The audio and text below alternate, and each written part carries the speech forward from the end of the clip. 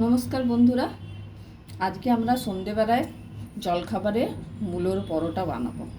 তো তাতে আমি কি দেবো সেটা আমি আপনাদের দেখাচ্ছি। এটা হলো আমার আটা মাখা আটা আর কি নিয়েছি।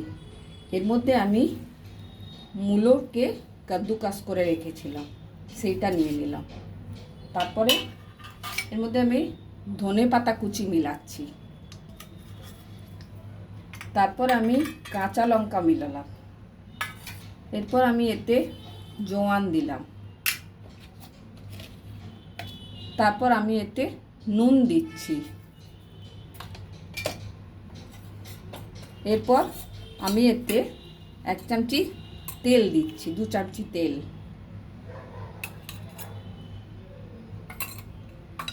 দিয়ে এবার আমি আটাটা মাখা শুরু করছি।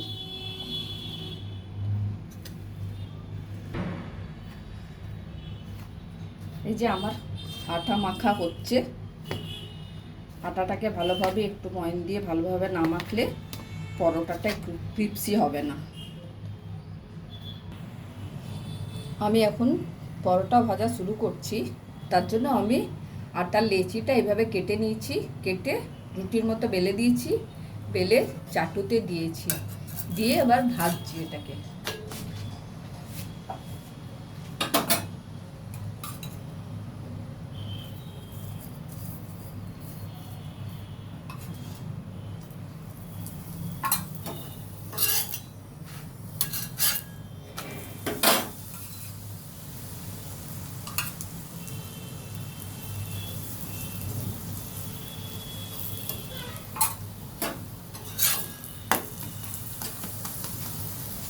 মূলোর পরোটা ধনেপাতা চাটনির সাথে খেতে খুব ভাল লাগে, সেই জন্য চাটনি বানিয়ে নিয়েছি।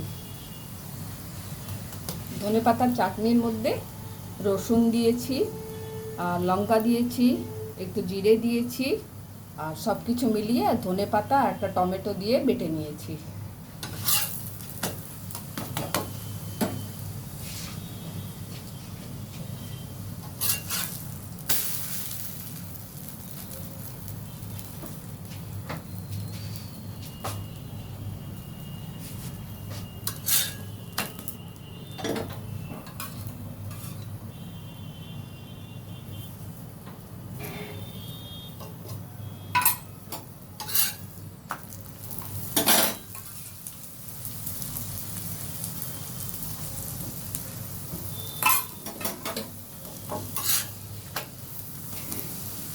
বিকেলের জলখাবারে এসব কিছু খেতে পেলে ভালোই লাগে, কেননা খাওয়া তো অনেক রাত্রে হয়, সুতরাং বিকেলে এইভাবে জলখাবার খেলে ভালো লাগে।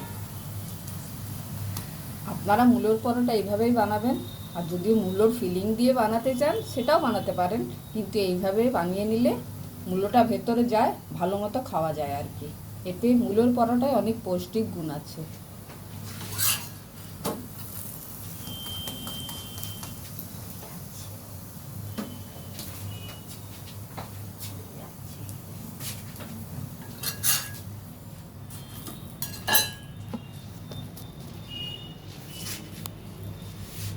এই দেখুন আমার পরোটা রেডি। এবার আমরা খাওয়া শুরু করব। আমার রেসিপিটা দেখার জন্য ধন্যবাদ।